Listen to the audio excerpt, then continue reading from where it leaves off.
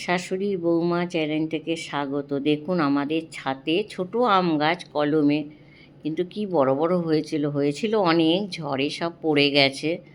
তাই যে কত বড় হয়ে গেছে আপনাদেরকে দেখাচ্ছি। আর এটা না শরবতী লেবু গাছ, ভিতরে ভিতরে অনেক হয়েছে কিন্তু দেখা যাচ্ছে না, এখন উপরেও আছে। আর এটা শশা গাছ, কত বড় হয়ে গেছে, 2 সপ্তাহের মধ্যে এত বড় গাছ হয়ে গেছে।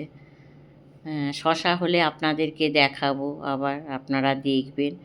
আর আজকে আমি রান্না দেখাচ্ছি আপনাদেরকে, অনেক দিন তো দেখানো হয়নি, তা ভাবলাম আজকে একটু রান্না তো হয় কিন্তু দেখানো আর হয় না, ভাবলাম। আর এইটা আজকে রান্না করছি পার্শে মাছ। হ্যাঁ, কড়াটাকে, আর পার্শে মাছ না, কড়াটা যে কোনো মাছ ভাজবেন যখন, কড়াটা গরম করে একটু নুন দিয়ে দেবেন। আর নুন দিয়ে দিলে না মাছ কোনো দিন আটকাবে না, নাহলে দেখবেন মাছগুলো, টাটকা মাছগুলো তো বিশেষ করে বেশি আটকে যায়।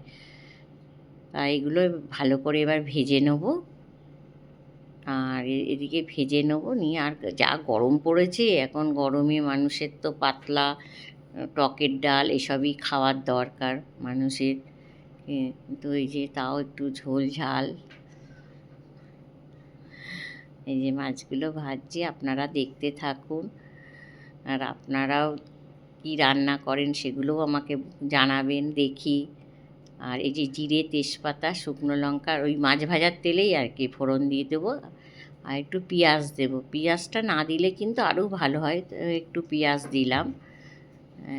জিরে তেজপাতা মাছের ঝোল, আর যে জিরে আদা বাটার খুব দারুণ লাগে খেতে। এই যে পেঁয়াজটা একটু ভাজতে দিয়েছি, একটু নরম করে ভাজবার। আলু পটল, আমি পটল অনেকে আলাদা করে ভাজে, আমি আর ভাজবো না, একসঙ্গেই দিয়ে দেবো আলু পটলটা।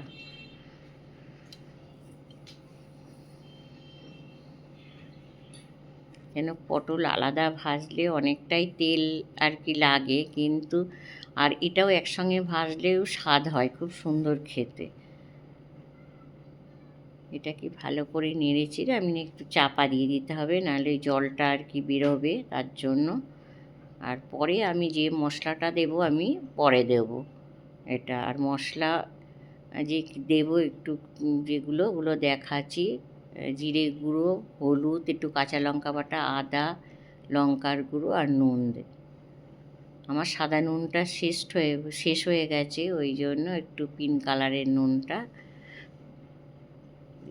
এগুলো আমি একসঙ্গেই দিয়ে দেবো, দিয়ে একটু ভালো করে কষবো। আপনারাও দেখতে থাকুন, আমিও কষছি। আর এদিকে সবসময় যে কোনো তরকারিতে গরম জল দেবে। আমি ওদিকে ভাত বসিয়ে দিয়েছি, তো ওই জন্য ভাতের হাঁড়ির ওপর জল বসিয়ে দিই ওই তরকারিতে দেওয়ার জন্য। ওই জলই একটু একটু করে কষে, তারপরে যখন কষাটা পুরো হয়ে যাবে, তারপরে গরম জলটাকে আমি দিয়ে দেব।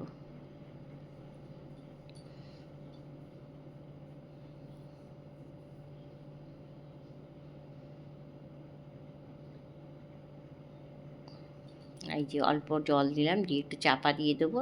চাপা দিয়ে আবার খানিকক্ষণ পরিয়ে এসেই যে জলটা একটু শুকনো হয়েছে, এটাকে নেড়ে চেড়ে ভালো করে গলেও এসছে এবার দিয়ে আমি এবার হলো ওইদিকে পাশে যে জল বসিয়েছি ভাতের হাঁড়ির উপর, আমার এক্সট্রা জলটা গরম হয়নি, তা আমি এবার জলটা আর কি দিয়ে দেব।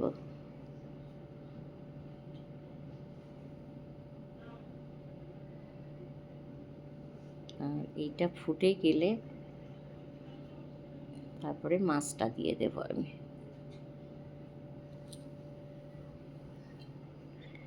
দেখুন কেমন ফুটছে, এবার মাছটা দিয়ে দেবো। আস্তে মাছ দিয়ে আর বেশি ফোটাবো না, কেন বেশি ফোটালে আবার মাছগুলো না কেমন নরম হয়ে যায়, ভালো লাগে না কো। আর এই যে মাছটা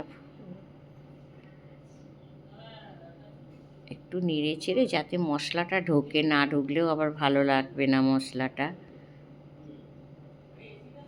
এই যে ফুটছে, আর তার উপর 2টো কাঁচা লঙ্কা দিয়ে দেবো, কেন কাঁচা লঙ্কাগুলো মেখে খেতে খুব ভালো লাগে। যদি ভালো লাগে আপনাদের এরকম পাতলা গরমে ঝোল, তাহলে লাইক, কমেন্ট, শেয়ার করে দেবেন।